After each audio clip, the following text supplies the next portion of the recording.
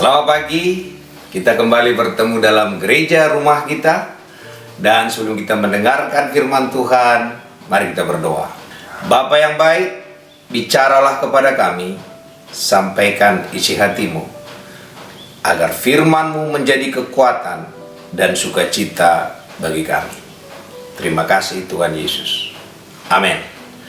Selamat hari Minggu bagi kita semua dan shalom. Saya ingin bagikan bagi kita semua tentang apa dampaknya saat kita nggak mempercayai Tuhan. Maka kita mulai mempercayai yang lain.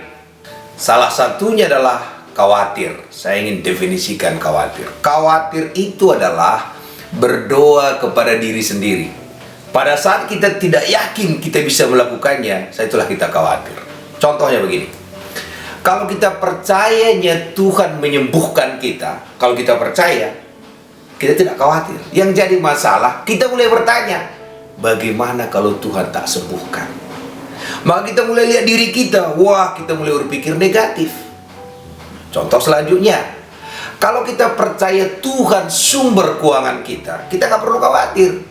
Kita khawatir kenapa? Bagaimana kalau Tuhan tidak tolong? Maka kita mulai berpikir, aku dapat dari mana?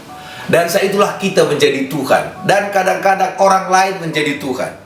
Karena itu pagi hari ini nggak ada pilihan bagi kita untuk tidak mengandalkan Tuhan. Tahu kenapa? Karena udah dikunci. Terkutulah orang yang mengandalkan manusia, mengandalkan kekuatannya sendiri. Jadi kita nggak punya pilihan lain. Kalau kita nggak mengandalkan Tuhan, kita andalkan diri kita atau orang lain, kita juga terkutuk. Jadi Alkitab itu sudah memaksa kita untuk tak percaya kepada Tuhan. Apa yang buat kita nggak percaya? Kadang-kadang delay. Waktu Musa ketemu sama Tuhan 40 hari di gunung itu untuk mengambil hukum Taurat, orang Israel yang baru melihat mujizat terjadi, baru keluar dari tanah Mesir, tahu mereka lakukan? Membuat lagi patung dari lembu untuk mereka sembah. Asal delay saja dikit, kita langsung cari Tuhan lain. Tuhan kita yang pertama siapa? Diri kita. Ciri-cirinya apa? Kita khawatir. Atau kita mulai cari ke orang lain. Asal delay, kita mencari yang lain. Kita lihat Abraham. Waktu delay dikit, carinya lagi si Hagar. Padahal delay bagi kita, itu bagi Allah tidak delay. Allah merencanakannya demikian. Contoh, kalau Abraham itu langsung punya anak, tidak menunggu 25 tahun. Tak ada cerita Abraham. 25 tahun menunggu anak itulah membuat ada cerita tentang Abraham. Jadi Bapak Ibu Saudara, kalau ada delay dalam hidup saudara, ada cerita yang Tuhan akan lakukan di sana. Contoh kita lihat Daniel.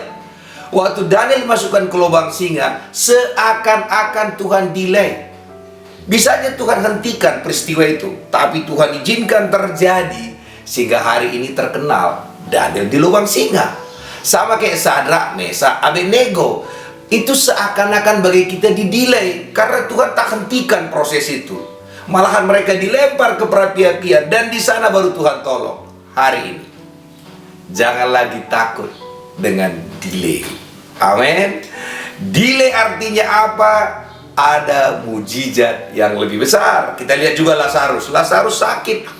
Tuhan sengaja, bukan Tuhan delay. Sengajakannya memang karena Tuhan ingin menunjukkan mujizat membangkitkan orang dari kematian, bukan mujizat kesembuhan.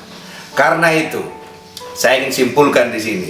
Kita mengandalkan diri kita pun terkutuk, mengandalkan orang lain pun terkutuk. Ya udahlah, andalkanlah Tuhan. Ciri-ciri orang mengandalkan Tuhan adalah kita tenang. Contoh begini. Kalau ada seseorang yang pintar memasak, waktu kita suruh dia memasak, apa yang kita bayangkan? Kita bayangkan makanan yang enak. Kalau kita percaya Tuhan penyembuh, hari ini kita sakit, kita datang kepada dia, apa yang kita bayangkan?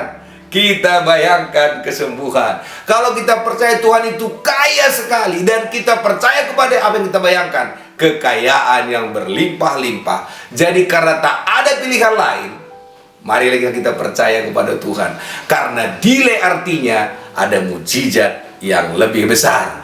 Jadi Bapak Ibu Saudara, saya nggak tahu yang saudara anggap di delay hari ini.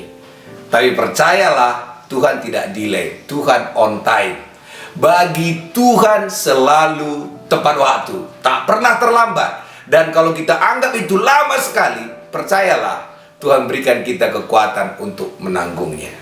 Karena itu pagi hari ini, pilihan kita hanya satu, mempercayai segala sesuatu kepada Tuhan. Dan tandanya kita percaya, kita bersuka cita, beria-ria, karena itulah tanda orang percaya kepada Tuhan.